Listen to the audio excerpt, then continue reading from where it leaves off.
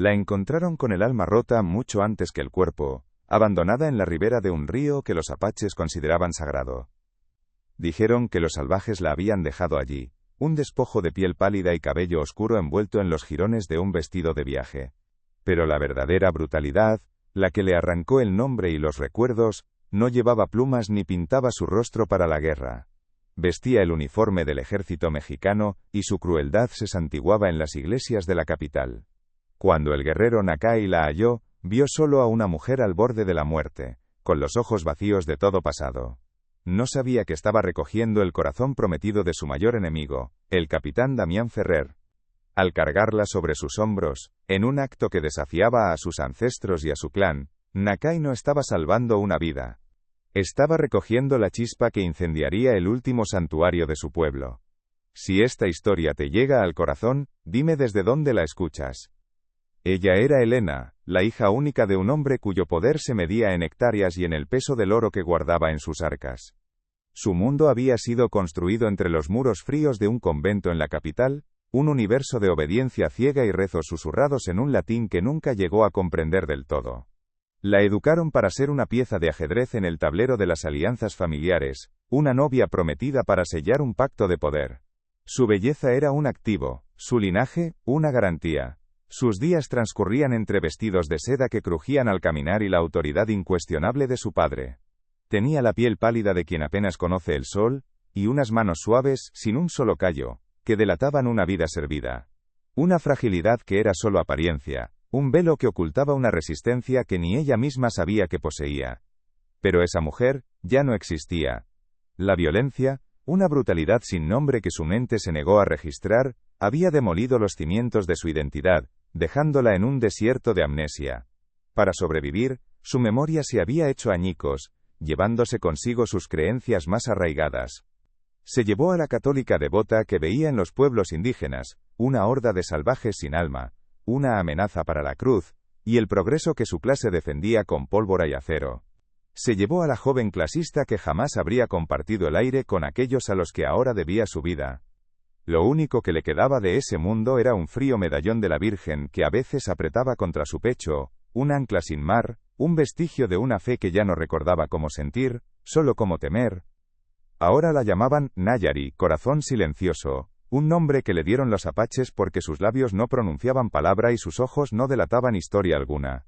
Vivía en un estado de confusión perpetua, un terror sordo que la envolvía como una segunda piel. Dependía por completo de la gente que su otro yo habría despreciado, absorbiendo en silencio una cultura que era la antítesis de su origen. Sus gestos eran pequeños, rotos, las manos temblorosas que intentaban coser una piel de ciervo, la mirada siempre desviada hacia el suelo, el polvo que se adhería a los jirones de su antiguo vestido. La soledad era su única compañera en un campamento lleno de presencias hostiles o indiferentes, un lugar donde el viento de la sierra parecía arrastrar los susurros de un pasado que la acechaba sin mostrarle su rostro.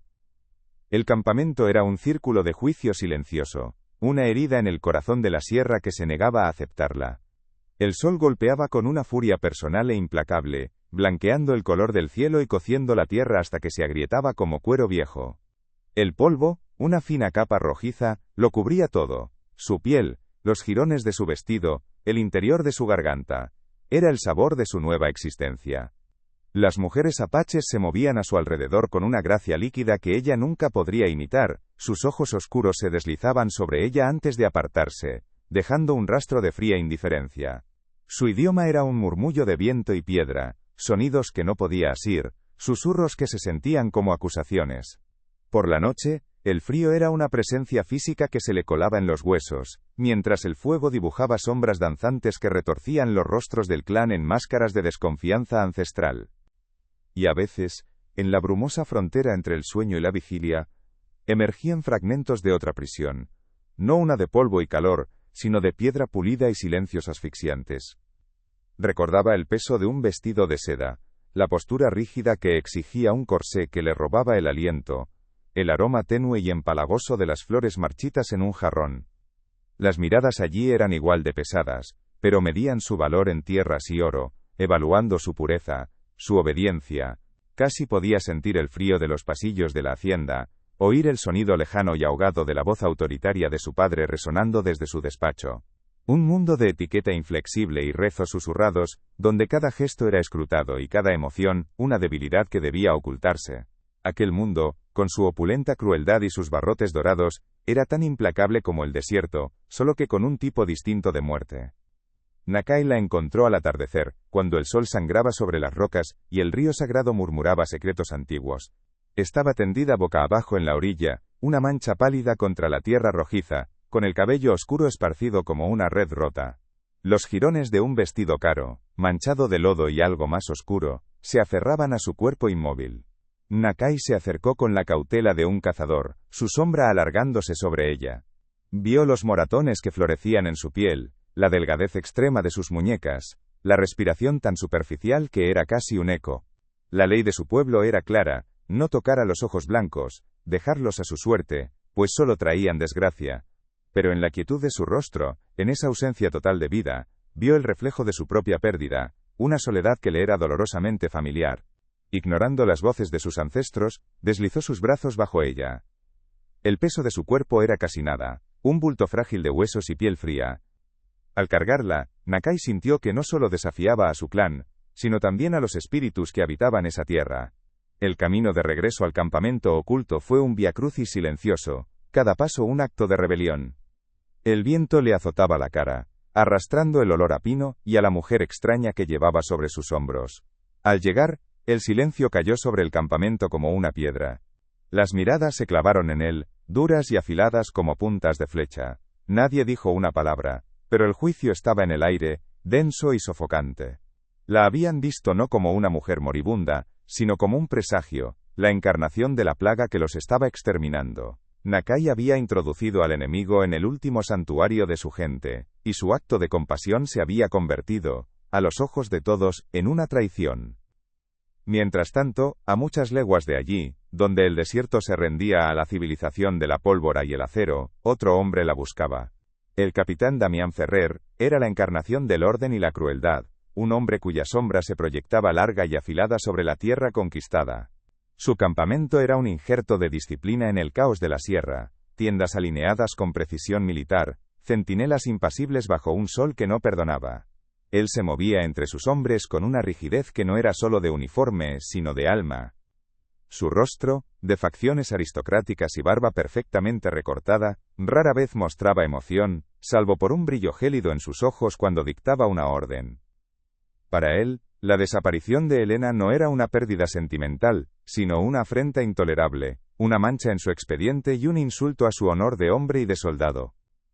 Por la noche, en la soledad de su tienda desplegaba un mapa sobre una mesa de campaña. No era el mapa de un amante buscando a su perdida, sino el de un cazador acorralando a su presa. Con un dedo enguantado, trazaba los contornos de los cañones, los lechos secos de los ríos, los santuarios ocultos que los apaches creían inviolables. A su lado, sobre la mesa, descansaba un daguerrotipo en un marco de plata. El rostro de Helena lo miraba desde la imagen, una expresión dócil y distante, capturada para siempre en su jaula de cristal. Él no la miraba con anhelo, sino con una fría posesividad, como quien mira un trofeo que le ha sido arrebatado. Su búsqueda no era un acto de rescate, sino de recuperación. Una pieza de su patrimonio se había perdido, y arrasaría cada rincón de aquella tierra maldita para recuperarla. Los días se tejían con silencios ásperos y gestos interrumpidos. Nakai intentaba enseñarle las tareas esenciales, un lenguaje de supervivencia que las manos de ella no sabían hablar. Le entregó un cuchillo de obsidiana para raspar una piel de ciervo, pero sus dedos, acostumbrados a la seda y al marfil, solo lograron un torpe arañazo en el cuero. Él tomó el cuchillo de su mano, sin una palabra, y con un movimiento rápido y preciso, le mostró cómo debía hacerse. El roce de su piel callosa contra la suya fue como una descarga, un contacto que los hizo retroceder a ambos a sus respectivas soledades. En otra ocasión, ella intentó seguirlo para recoger raíces, pero sus pies, torpes en un terreno que no comprendían, la hicieron tropezar. Él la sostuvo un instante para que no cayera, su agarre firme en su brazo, y luego la soltó como si quemara. La frustración de él era un muro, el miedo de ella, un abismo.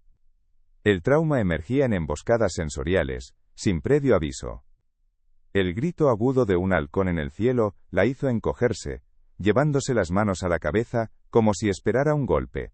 El olor del metal calentándose en la forja del campamento le provocaba náuseas y un temblor incontrolable en las manos. Nakai, que había visto el horror de cerca, reconocía esas cicatrices invisibles. Una tarde, mientras afilaba una punta de flecha, el destello del sol sobre el acero la dejó paralizada, con la respiración rota. Él dejó lo que estaba haciendo, se acercó en silencio y se interpuso entre ella y el sol, su sombra cubriéndola por completo. No dijo nada. No la tocó. Simplemente se quedó allí, un escudo humano contra un recuerdo sin rostro, hasta que el temblor de sus hombros cesó. En ese gesto, en esa quietud compartida, se forjó el primer eslabón de una confianza nacida del dolor.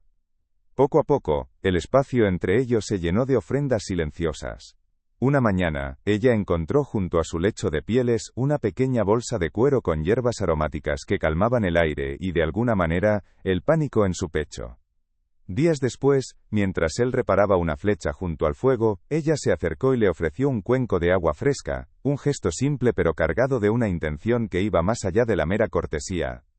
Él la miró, una mirada que por primera vez no estaba velada por la memoria de su esposa muerta, sino que la veía a ella, a Nayari.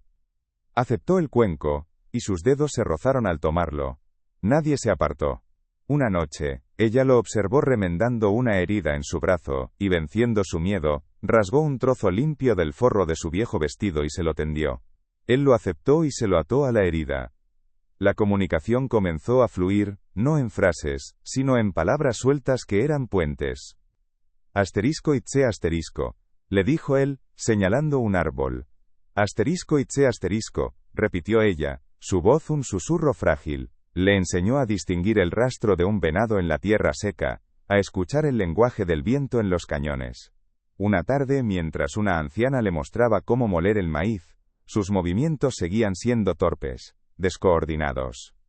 Nakai se acercó por detrás, colocó sus manos sobre las de ella en la piedra de moler, y guió su movimiento. Su aliento rozó su nuca y ella por primera vez, no se tensó. Sintió el ritmo de su fuerza, una cadencia que no era una imposición, sino una enseñanza.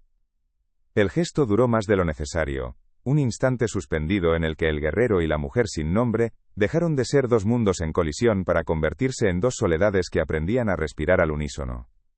El cambio se inscribió primero en su piel, que perdió la palidez del encierro para teñirse del color del sol y la tierra. Sus manos, antes lienzos de inacción, se llenaron de pequeños callos, mapas de su nueva vida grabados al raspar pieles y moler maíz. Ya no caminaba con la vacilación de una extraña, sino con la seguridad de quien conoce el suelo que pisa, sus pies descalzos leyendo cada piedra, cada raíz. Su postura se irguió, la espalda recta, liberada de corsés invisibles y del peso de la sumisión. Una tarde, una de las niñas del clan cayó enferma con fiebre alta y la curandera estaba lejos.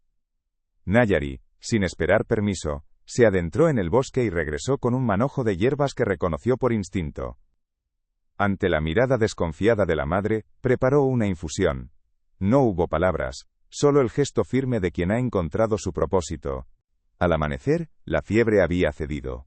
La madre de la niña se acercó a ella, y sin decir nada, le entregó una pulsera de cuentas de hueso, un tesoro personal, un pacto sellado en silencio. Desde ese día, el círculo de mujeres alrededor del fuego se abrió para ella, un espacio que ya no era de juicio, sino de pertenencia.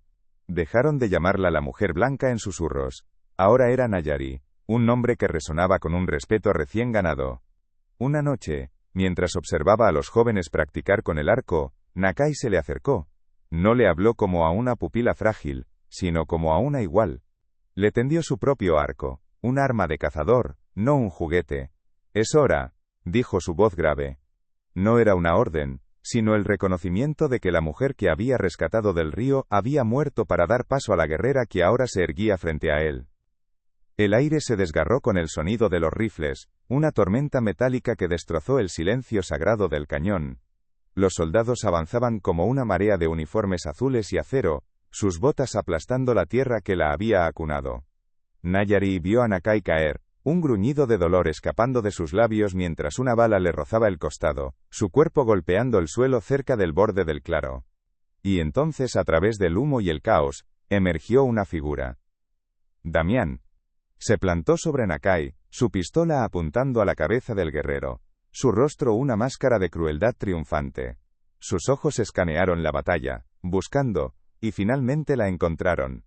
Elena, llamó, su voz cortando el estruendo. El nombre fue una llave girando en una cerradura oxidada. La compuerta se rompió. Todo regresó en una única y brutal oleada. La fría opulencia de la hacienda, el asfixiante aroma a incienso, la orden escalofriante en la voz de su padre, y los rostros borrosos y lascivos de los hombres de uniforme que la habían abandonado para que muriera junto al río. Le vio, no al prometido, sino al monstruo. Damián sonrió, una expresión de posesión escalofriantemente familiar, convencido de que ella correría de vuelta a su mundo. Ven, Elena, es hora de volver a casa. Sus palabras eran una orden disfrazada de rescate, pero la mujer a la que miraba ya no existía. El terror en sus ojos se había forjado en una furia dura como el diamante. Su mirada se desvió de su rostro a la inestable pared del acantilado que se cernía sobre el estrecho paso, una debilidad que Nakai le había mostrado durante sus paseos silenciosos. Con un grito crudo que arañó su camino desde las profundidades de su nueva alma, agarró la pesada culata del rifle de un soldado caído. Ignorando el propósito del arma, la usó como palanca, golpeándola contra una formación rocosa clave. El suelo gimió. Una cascada de piedra y polvo tronó hacia abajo, sellando el paso, sepultando soldados y aislando a Damián de sus refuerzos. Se irguió entre el polvo, con el pecho agitado, y le hizo frente. Elena murió en ese río. Su voz no era un susurro sino una cuchilla. Yo soy Nayari. El polvo se asentó lentamente, un sudario sobre los cuerpos de los soldados, y la arrogancia rota de un imperio. Damián, aislado al otro lado de la barrera de rocas, la miraba con una incredulidad que se pudría en odio. No había más palabras que intercambiar.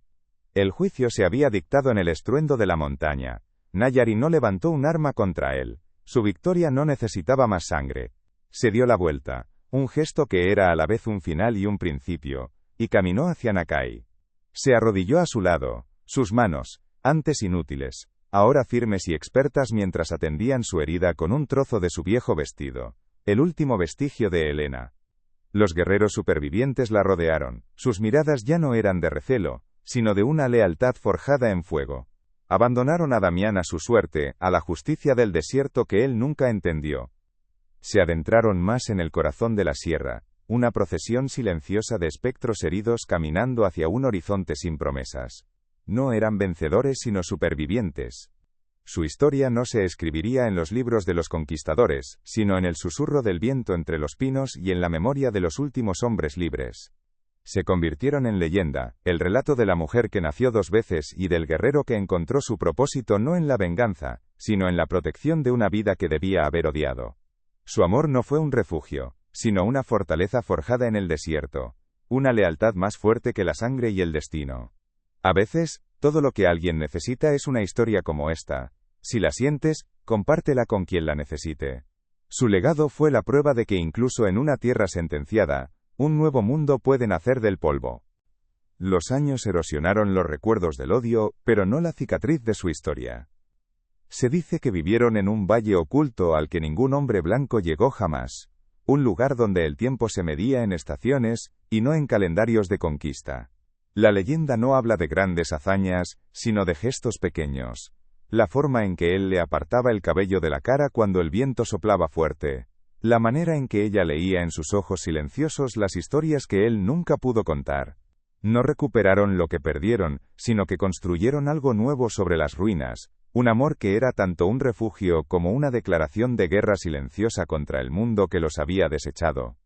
Su historia terminó allí, no con un estruendo, sino con el susurro del viento en los cañones. ¿Y tú, habrías tenido el valor de amar a quien todos te enseñaron a odiar?